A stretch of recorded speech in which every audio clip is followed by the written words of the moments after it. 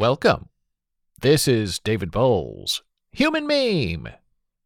Today's topic, hard, Nebraska.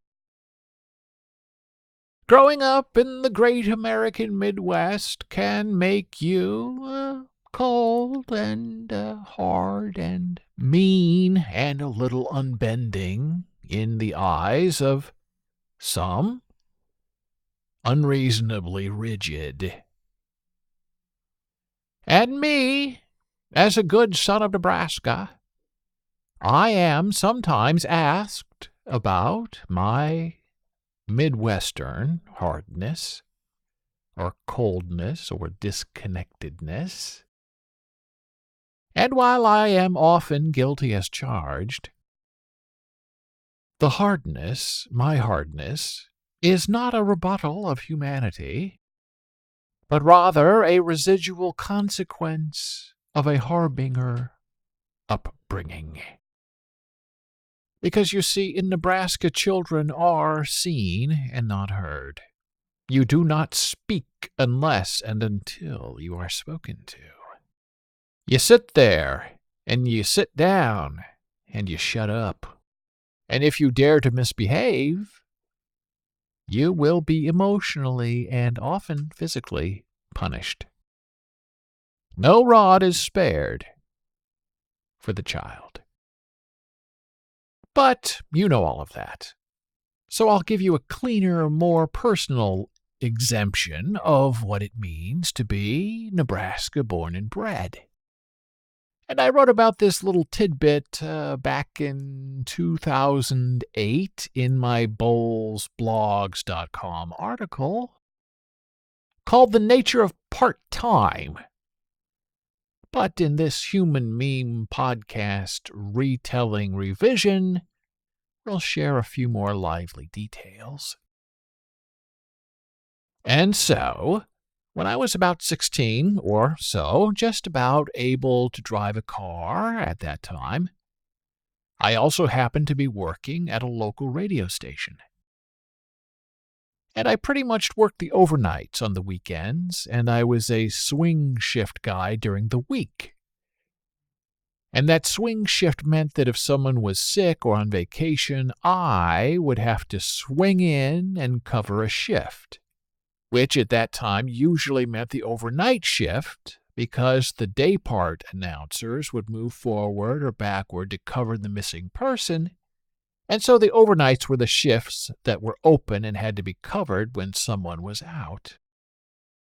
So one day, way back when, during the midweek, I think it was a Wednesday, I went to the oral surgeon to have 4 wisdom teeth removed. The wisdom teeth were impacted, so they had to be surgically excised. And yes, at that time in the 1980s, they would just go in and cut them all out at once, and you'd be done with the whole thing. And today, maybe they do the uppers, then later, the lowercase wisdom teeth, but not back then. Back then, it was all and everything. So I was in a lot of pain after my surgery, a little bit high on Tylenol 3. My mouth was stuffed with bloody gauze in all 4 corners of my mouth. And I was pretty much passed out on the floor in the basement of my mother's home trying to recover from surgery. And then the phone rang. The radio station was calling. Somebody was sick, and I had to go in that night, about 8 hours later, and work the overnight shift. Well, I could not speak. I could not swallow. I really couldn't see. And my mother had answered the phone, and she had told the radio station I was not available because I had just had 4 wisdom teeth removed, and the radio station relayed to me via my mother. And all of this was happening in real time. We only had one phone in the house, and it was upstairs, and my mother was going up and down the stairs talking to me and talking to the radio station. And it was made clear to me that if I did not go into work that night, in 8 hours, the manager would have to cover that overnight shift himself, and he wasn't going to do that because he was a manager.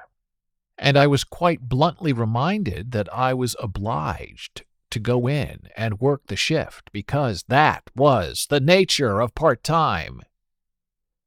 But it was not the nature of being a manager, I guess.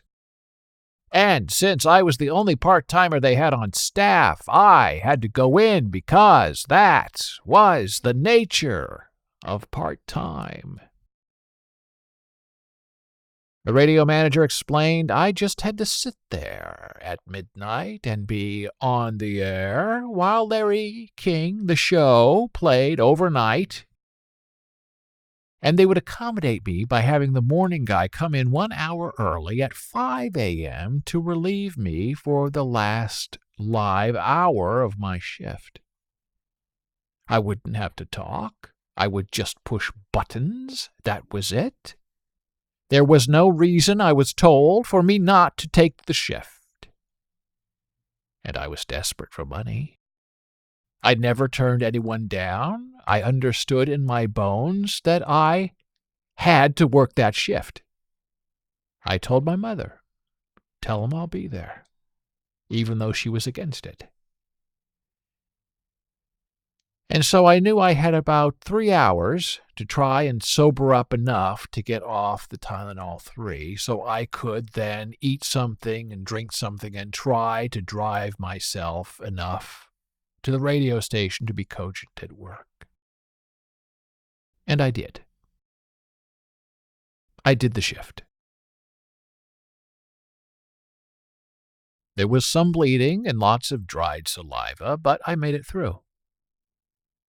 And when the morning man came in to relieve me at 5 a.m., 1 hour early, he looked at me and said very quietly, "Ah, so you went to the dentist, huh?" And that glare from him told me everything I needed to know. I knew how this was going to go. Having 4 wisdom teeth removed 18 hours ago was not a good enough excuse for him, the star of the radio station, to come in 1 hour early at 5 a.m. to relieve me, the swing shift guy, because I couldn't open my mouth far enough to speak. And he was right. I felt terrible. I drove home, worn out, and knowing that, even though I had gone in and worked the shift, I had disappointed everyone around me. And I was proved right. The next week, 2 more part-timers, part-time announcers, were hired by the radio station, and my hours were cut. And the mighty hand of the radio station manager came down hard upon me, on my head, sealing me in place. Because the manager almost had to work an overnight shift. And that was my fault. And he wasn't ever going to risk that happening again, even if it meant my hours were cut by 2/3. I did the job. I did what was asked of me, but I hesitated. And that hesitation cost me. But I learned my place. I did not complain about the cut hours. I understood the hardness around me and the coldness at play, and I lived with it. Now, when I tell that radio story to my non-Nebraska, non-Midwest friends, they are horrified.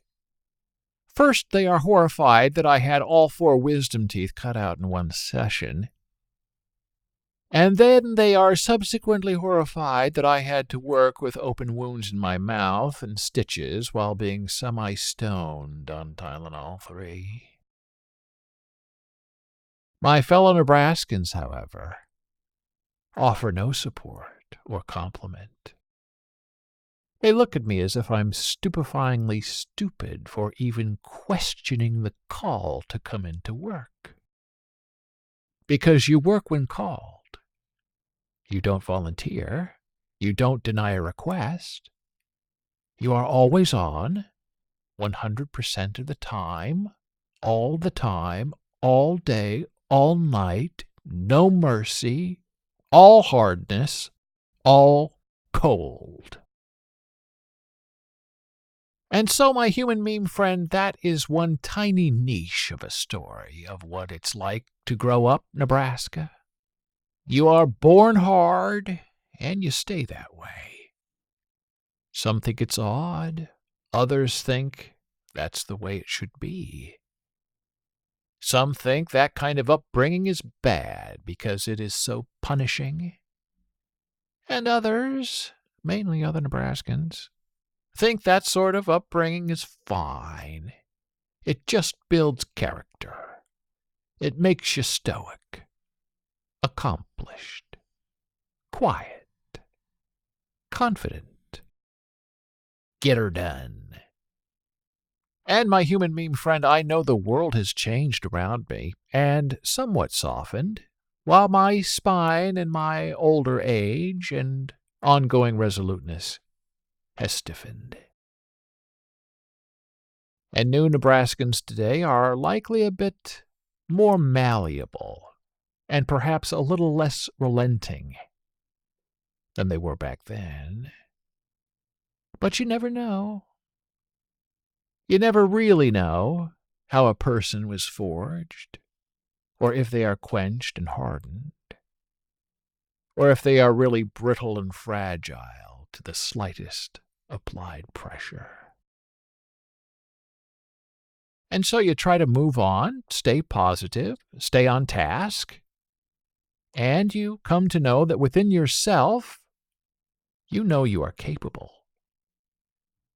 And you know where your boundaries are drawn, and you are well aware where your duty begins and ends. And there is a great satisfaction in knowing that it is your hardness and your rigidity and your coldness that gives you the strong foundation for perseverance and productivity that cannot and shall not be denied. You bend while others break. Thank you for listening. Be a human meme.